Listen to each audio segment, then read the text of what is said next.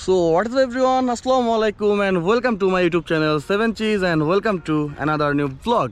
আশা করি সবাই ভালো আছেন আর আপনাদের দোয়ায় আলহামদুলিল্লাহ আমিও ভালো আছি। আর অবস্থা খুবই খারাপ, অনেক দিন পরে আজকে আবার গরমের মধ্যে আপনাদের সাথে ভ্লগ নিয়ে চলে আসছি। আর কি বলবো ভাই, এতদিন ধরে অফ হয়েছি কারণ প্রত্যেকটা জেলায় বাংলাদেশে প্রায় সবখানে বৃষ্টি হচ্ছে, ওয়েদার ঠিকঠাক আছে, বাট গোপালগঞ্জে খুবই বাজে অবস্থা, মানে বৃষ্টির কোনো দেখা নাই। আর এত পরিমাণ গরম অসহনীয়, মানে কাজই করতে পারতেছি না। আর শরীর তো পুরোপুরি উইকই হয়ে আছে, শরীর নিয়ে কিছু নাই বলি, মানে সব কিছু মিলে বলতে পারি যে অবস্থা খুবই শোচনীয়। মানে কাজ করার মতো কোনো এনার্জি পাওয়া যাচ্ছে না বর্তমানে। তো বেশি কথা না বাড়াই, আসেন চলে আসি মেইন টপিকে।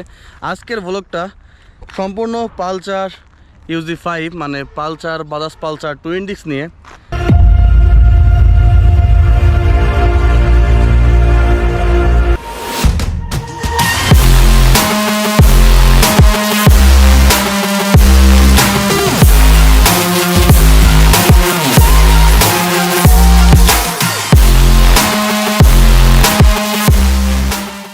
তো আজকের ভিডিওতে আমি আজকে বাজাজ পালসার টুইন ডিস্কের কিছু পজিটিভ অ্যান্ড কিছু নেগেটিভ জিনিস তুলে ধরবো। মানে একটা জিনিস ডিসাইড করার জন্য সুবিধা করে দেব যে আপনারা পালসার টুইন ডিস্ক নেবেন কি নেবেন না, নেবেন কি নেবেন না। কারণ বলতে পারেন যে পালসার বাজাজ পালসার এই জিনিসটা আসলে একটা লিজেন্ডারি বাইক, মানে বাংলাদেশের রাস্তায় আজ পর্যন্ত সবথেকে বেশি সেল হওয়া বাইক, আজ পর্যন্ত সবথেকে বেশি কি বলবো যে বাইকটা সবথেকে বেশি ক্রেজিনেস তুলছিল সেই একটা বাইক। মানে 2000 সাল থেকে নাহলে 2007 সাল থেকে মেবি এই বাইকের যাত্রা শুরু। তো এই পর্যন্ত এই বাইকের এখনও কখনোই মনে করেন যে সেল আহামরি কমে নাই, বিশেষ করে এই ইউজি সিরিজের এই জিনিসটা একটা মাস্টারপিস বলতে পারেন বাংলাদেশের। কিন্তু এখানে অনেক কথা আছে, সব বাইক যেমন ভালো বানায় তেমন কিছু কিছু নেগেটিভ জিনিসও বাইকে থাকে, যার কারণে সবার আসলে ডিসাইড করার জন্য একটা উপকার হবে, যাতে তেমন একটা ভ্লগ আজকে বানানোর চেষ্টা করব যে আসলে আপনারা ডিসাইড করতে পারবেন যে আপনারা বাজাজ পালসার নিচ্ছেন কি নিচ্ছেন না। সবার আগে দেখে নেন আমাদের বাজাজ পালসার কোনটা আছে, মানে যেটা আমি ইউজ করি সেইটাই। আজকে আমি তো প্রায় 70,000 কিলো বাইকটা রাইড করছি। আজকে আপনাদের আমার এই এক্সপিরিয়েন্স শেয়ার করব যে আমি এই পর্যন্ত কোন কোন প্যারাগুলো ভোগ করছি, কোন কোন দিক দিয়ে আমার কাছে ভালো লাগছে, মানে আমার যেসব এক্সপিরিয়েন্স হয়েছে এই বাজাজ পালসার রাইড করে এতদিন, আজকে আপনাদের সাথে ওই এক্সপিরিয়েন্সগুলো শেয়ার করতে যাচ্ছি। তো বাজাজ পালসার টুইন ডিস্ক একটা 149.5 সিসির একটা ইঞ্জিনের একটা বাইক। যে বাইকটা ম্যাক্সিমাম পাওয়ার প্রডিউস করে 13 PS and maximum torque 14.3 newton metre torque produce করতে পারে এই বাইকটা। যদিও আপনার স্পেসিফিকেশন দিয়ে দেখে মনে হয় যেগুলো কোম্পানি ক্লেম করে সেগুলো দেখে মনে হয় যে ভালো একটা পাওয়ারফুল বাইক, বাট এখানে অনেক কথা আছে। টর্কের জিনিসটা এই বাইকে একটু অন্য অন্য বাইক থেকে আলাদা, মানে তেমন একটা ভালো টর্ক আপনি এই বাইকে পাচ্ছেন না, মানেন কি বা নাই মানেন এটাই বাস্তবতা। কজ এতদিন ধরে রাইড করতেছি মোটামুটি বাংলাদেশের রাস্তায় 4V NS এভারেজ সব বাইকগুলো আছে যেগুলো টর্ক প্রডিউস করতে পারে, R15 বলেন MT বলেন, প্রত্যেকটা বাইকই টুকটাক রাইড করছি। বাট পালসার ইজ ডিফারেন্ট, টর্কের যেটা বলতেছে তেমনটা এই বাইকটা টর্ক প্রডিউস করতে পারে না, যেটা আসলে আমার কাছে মনে হয়। বাইকের ফুললি স্পেসিফিকেশন হলো এই বাইকের পিছনের টায়ারটা আছে 120 সাইজের আর সামনের টায়ার সাইজ হলো 90। তো বুঝতেই পারতেছেন তেমন একটা মোটা বা তেমন একটা ভালো গ্রিপি টায়ার এই বাইকে ইউজ করা হয় নাই, মানে মোটামুটি চলে যায় আর কি। এই বাইকের টায়ার সেকশন ওই লেভেলের যে আপনি মোটামুটি রাইড করতে পারবেন। আর সব মিলে আমি যেটা এক্সপিরিয়েন্স করছি যে না, সব ক্ষেত্রে ঠিকঠাক আছে। মানে যারা একটু ওয়েল ট্রেন্ড, যারা বাইক অনেক দিন ধরে রাইড করতেছে বা অনেক এক্সপিরিয়েন্স যারা রাইডার আছে, তাদের জন্য এই বাইকের টায়ার সেকশনে কোনো প্যারা হবে না। টুইন ডিস্কের বাইক অবভিয়াসলি দুইটাই ডিস্ক থাকবে, সামনে ডিস্ক আছে আর পিছনেও ডিস্ক আছে, মানে বুঝতেই পারতেছেন ব্রেকিংটা অনেক ভালো। আমি যদি বলতে চাই যে একটা জিনিস শিওরলি বলতে পারি যে অ্যাপাচি RTR টুইন ডিস্ক বা 4V টুইন ডিস্ক, এই দুইটা বাইকের সাথে টক্কর দিতে পারে বাজাজ পালসার টুইন ডিস্কের এই ডাবল ডিস্ক ব্রেকটা।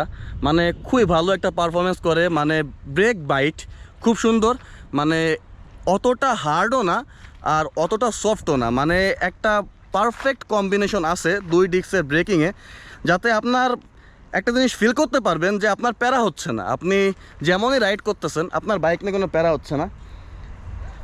সম্পূর্ণ আমি যখন কিনছিলাম, এটা হলো 19 সালের সেটআপের বাইক, মানে 2019-এর বাইক এটা মডেল। এই মডেলে সব কিছুই মোটামুটি হ্যালোজেন সেটআপ ছিল, এলইডি সেটআপ ছিল না।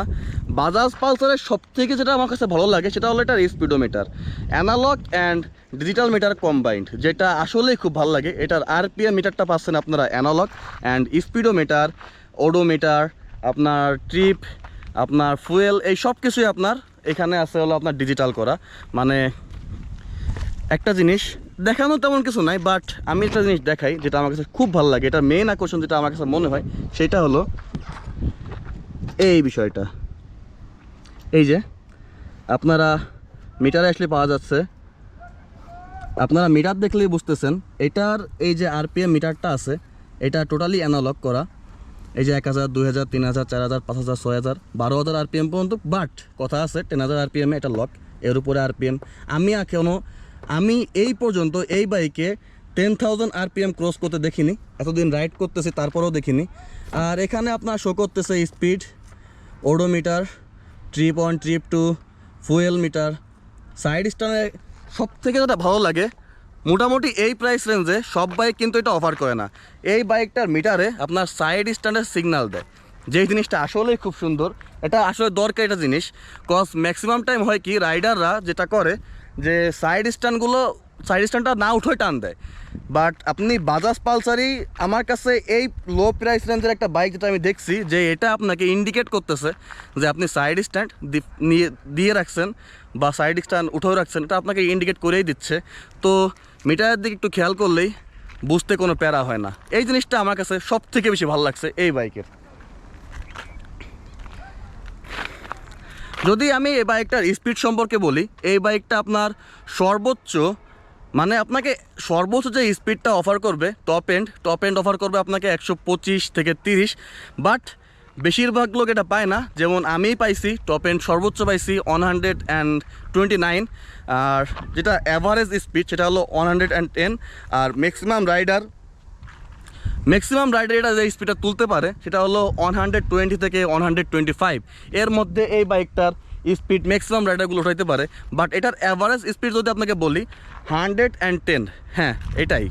বাট অনেকে দেখছি, অনেক এক্সেপশনাল রাইডার দেখছি আর নিজেও রাইড করে দেখছি, সর্বোচ্চ স্পিড উঠাইতে পারছে আমি 129, আর অনেকগুলো রাইডারকে দেখছি 130ও এই বাইকে তুলছে, বাট আমি পারি নাই, কজ আমার একটু ওয়েট বেশি, এর কারণে ঝামেলা হইতে পারে। কিন্তু এই বাইকের টপ এন্ডের স্পিড তুলতে অনেক জায়গার দরকার, মানে অনেক বড় রাস্তার দরকার। শর্ট রেঞ্জে এই বাইক তেমন একটা স্পিড তুলতে পারে না, আমি কখনো খেয়াল করে দেখিনি, বা এমনও হতে পারে যে আমার কাছে বাঁধেনি বা আমার সামনে আসে নাই, এমন কিছু হতে পারে। কিন্তু আমি অনেস্টলি এই বাইকটাকে পাই নাই, যেটা অনেকে বলে যে 130 অন এরকম স্পিড যারা পাইছে অনেকেই বলে, অনেক হতে পারে চাপা দেয়, বয়ান দেয়, বাট এটার আমার কাছে যেটা উঠছে, বাট টর্কের ক্ষেত্রে যেটা কোম্পানি অফার করতেছে 14.3 নিউটন মিটার টর্ক, বাট আমার কাছে রাইড করে মনে হয় না যে এত টর্ক হতে পারে। মনে হয় যে কোম্পানি হুদাই ক্লেম করতেছে, মানে আমি জানি না, কোম্পানি ক্লেম করতেছে, কিন্তু আমার যে পারফরমেন্স আমি পাইছি সেই অনুযায়ী মনে হচ্ছে যে এটা একটু বেশিই হয়ে যাচ্ছে, কোম্পানির একটু বেশি বলা হয়ে যাচ্ছে।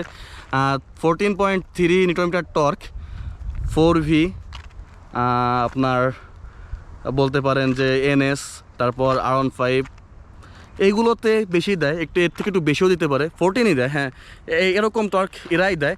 বাট এগুলো ঠিক আছে, এদের টর্কটা ঠিক আছে, কিন্তু পালসারের টর্ক আমার কাছে মনে হয় নাই। এটা তেমন একটা টর্কি বাইক না, আপনি ইনিশিয়ান্স তেমন একটা ভালো পাবেন না এই বাইক থেকে, এটা কনফার্ম। আর বাকি যেসব নেগেটিভ পজিটিভ কথাগুলো আছে ওইগুলো আমরা অন রোড বলি, তাই না?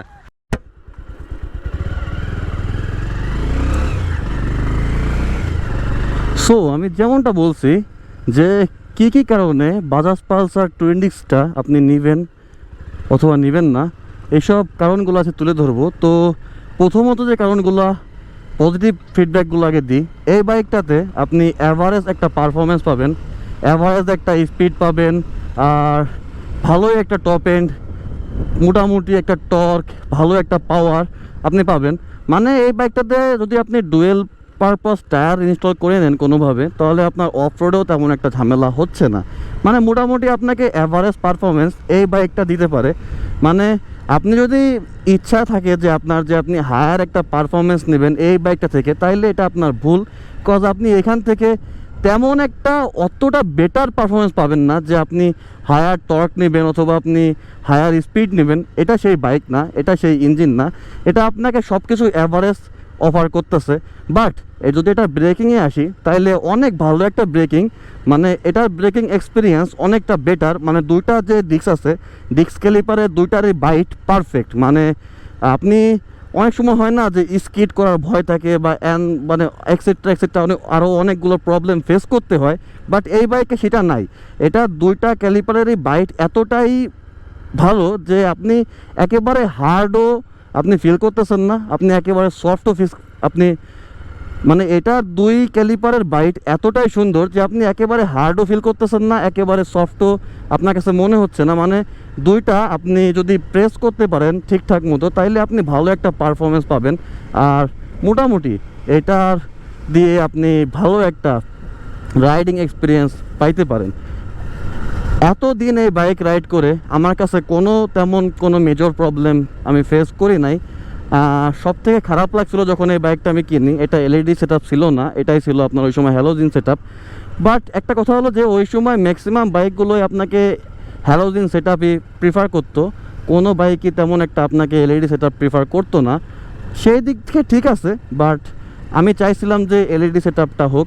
এখন বর্তমান জেনারেশনে যে বাইকটা আছে টুইন ডিস্ক এবিএস, এগুলো সম্পূর্ণ এলইডি সেট আপ আপনাকে অফার করতেছে, বাট ওই সময় করতেছেও না। এখন ঠিক আছে, বাট আগের প্রেক্ষাপট যদি বলি, আমার কাছে একটু খারাপ লাগছে জিনিসটা। আর এই টুইন ডিস্কের জাতীয় যে সমস্যাটা, ওইটা হলো এটা চেইন স্পকেট নিয়ে। এটা চেইন স্পকেট আপনার কাছে কখনোই টেকসই মনে হবে না। মানে এটা চেইন স্পকেট তেমন একটা ভালো পারফর্ম করতে পারে না। পিছনের চেইন স্পকেটটা অনেক বড় দেওয়ার কারণে আমার কাছে মনে হয় এই বাইকটার পারফরমেন্সের একটু ঘাটতি চলে আসে।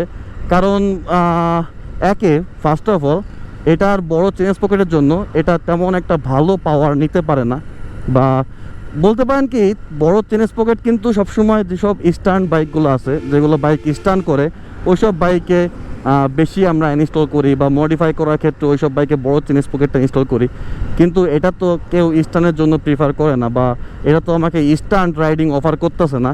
তো সেই ক্ষেত্রে সেই দিক থেকে যদি দেখি, তাহলে এটা পালসারের একটা ভুল যে এত বড় একটা চেইন স্পকেট দেওয়া পিছনে।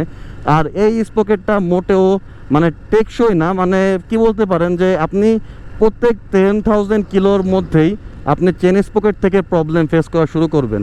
শুধু প্রবলেম না, আপনি হিউজ একটা প্রবলেম ফেস করবেন।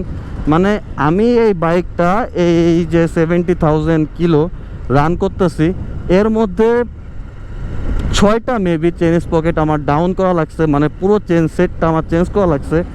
আর তার মধ্যে আবার ওই যে সামনের যে চেইন স্পকেটটা আছে, সামনের যে স্পকেটটা একেবারে ফ্রন্ট স্পকেট, ওইটা মনে করেন যে আমার 10টা থেকে 12টা চেঞ্জ করা হয়ে গেছে অলরেডি। মানে আপনি এই বাইকটা থেকে যে প্যারাটা সবচেয়ে বেশি খাবেন সেটা হলো চেইন স্পকেটের প্যারা।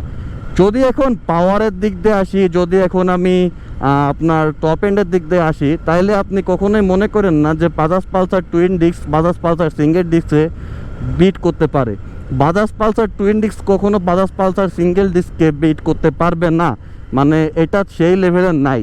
সিঙ্গেল ডিস্ক এটার থেকে অনেক ফাস্ট, অনেক বেশি পাওয়ারফুল আমার কাছে যেটা মনে হয়েছে, কারণ আমি দুইটা বাইকে রাইড করছি, লং টাইম রাইড করছি।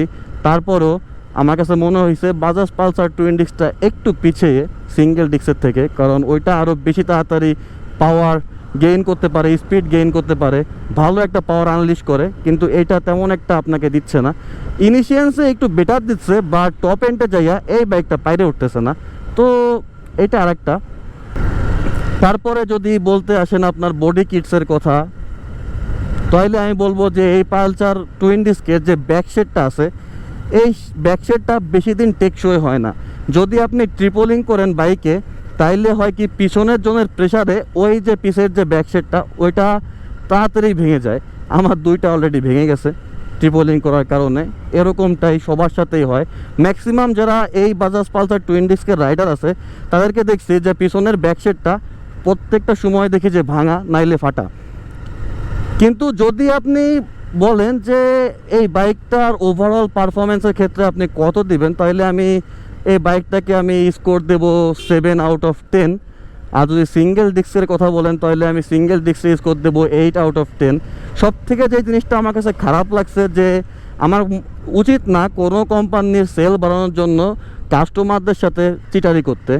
তো এই বাজাজ পালসার টুইন ডিস্ক নিয়ে বর্তমান যেটা বার হয়েছে বা আগেরগুলো নিয়েও এই চিটারিটা করা হয়েছে। কজ কোম্পানি শো করছে 14.3 নিউটন মিটার টর্ক, যেটা কখনোই আমার কাছে ভ্যালিড মনে হয় না। কজ 14.3 নিউটন মিটার টর্ক যেসব বাইকগুলো বর্তমানে আছে ওইগুলো এর থেকে একটু অনেক বেশি টর্কি, অনেক বেশি ফাস্ট, ভালো একটা ইনিশিয়েন্স অফার করে। কিন্তু আমি বুঝলাম না এত বেশি টর্ক দেওয়ার পরেও কেন এই বাইকটা, শুধু এই বাইকটা এত কম টর্ক দেয়, এত কম ইনিশিয়েন্স দেয়। এর মানে তো কোথাও না কোথাও ঝামেলা হচ্ছে। মাই পার্সোনাল অপিনিয়ন ইজ যে এই বাইকটা নেওয়া যাবে না তেমন না, নেওয়া যাবে, বাট খরচ বেশি করতে হবে। যাই হোক, আজকের ভিডিওটা এই পর্যন্ত কি। সবার আশা করি ভিডিওটা ভালো লাগবে আর সবাই মনে হয় এনজয়ও করবেন। আর যদি ভিডিওটা ভালো লাগে অবশ্যই ভিডিওটাকে একটা লাইক দিয়ে যাবেন আর চ্যানেলটাকে সাবস্ক্রাইব করে যাবেন ইনশাআল্লাহ। ভালো থাকবেন সবাই, আল্লাহ হাফেজ। দেখা হচ্ছে আর একটা নতুন ব্লগে, আর একটা নতুন রিভিউতে ইনশাআল্লাহ। আল্লাহ হাফেজ।